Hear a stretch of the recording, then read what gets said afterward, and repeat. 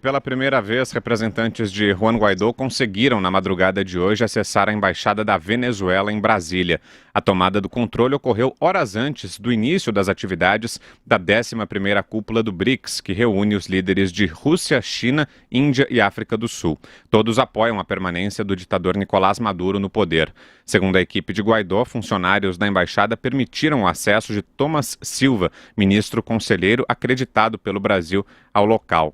De acordo com um comunicado da embaixadora Maria Tereza Belandria, um grupo de funcionários decidiu abrir as portas e entregar as chaves da embaixada voluntariamente, bem como reconhecer Guaidó como legítimo presidente.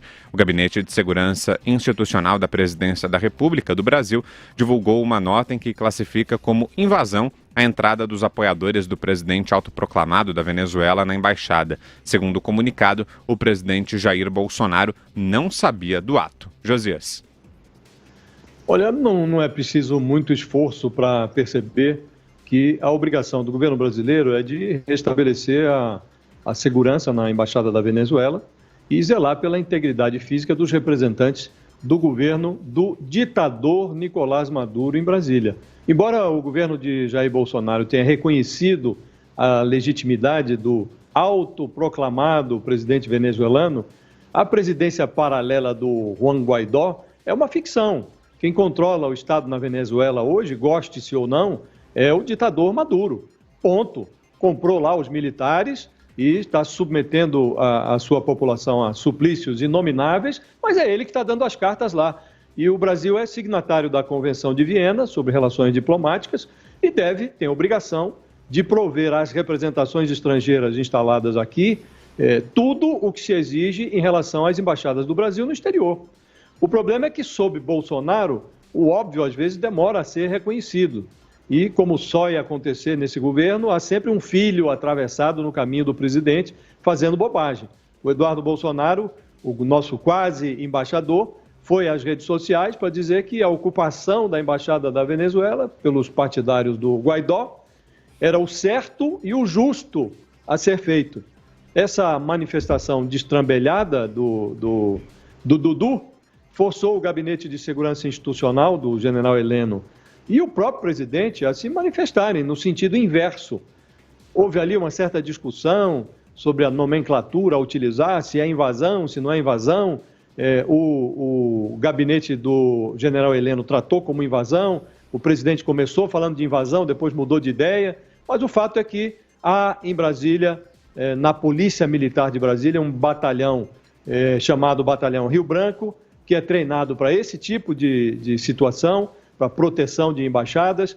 Os soldados já estão no local.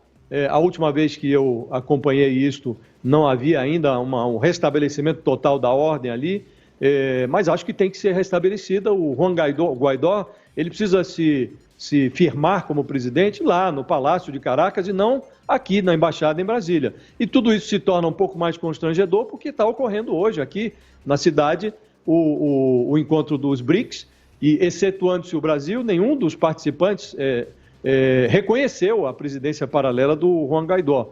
Então, ao contrário, a Rússia e a China, por exemplo, apoiam o Maduro. Preferências à parte, seria bom que o Brasil não permitisse que a sua capital fosse retratada ao redor do mundo como uma casa da mãe Joana, onde as embaixadas se transformam em terras de ninguém. Constantino.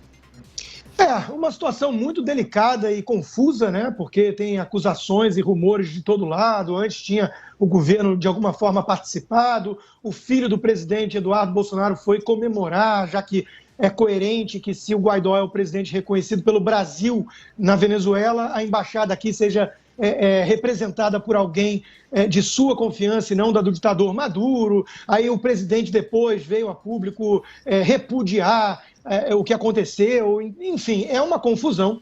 A gente tem que lembrar de algumas coisas que tornam esse caso complexo, né? O primeiro é que a embaixada da Venezuela no Brasil é território venezuelano, isso é importante lembrar. O segundo ponto é que no artigo 84, inciso 7 da Constituição, de que compromete privativamente ao presidente da República manter relações com estados estrangeiros e acreditar seus representantes diplomáticos. Então, isso é uma prerrogativa da presidência também. E, por fim, lembrar que existe a denúncia aí de que a turma ligada ao PT e MST já estava cedinho lá criando baderna, e foram eles os responsáveis pela escalada da confusão e gerando, inclusive, violência e feridos.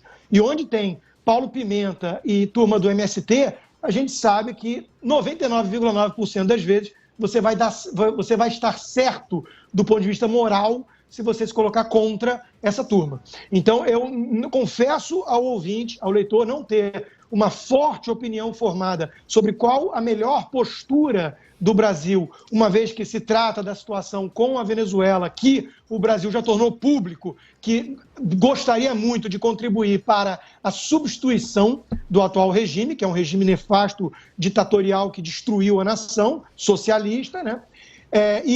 Ao mesmo tempo, a gente não quer declarar guerra à Venezuela. Isso não é do interesse do Brasil. Então, é uma situação que fica sempre aí nesse caminho de querer pressionar a queda do Maduro sem ir aos finalmente, que é a solução militar. É o mesmo jogo de xadrez que está o presidente Trump também e todos aqueles que querem o melhor, de certa forma, para a região, que é, obviamente, tirar Maduro. Não há diálogo possível com alguém assim, né? Essa é a crença ingênua dos progressistas, sempre falando em diálogo, diplomacia, diálogo.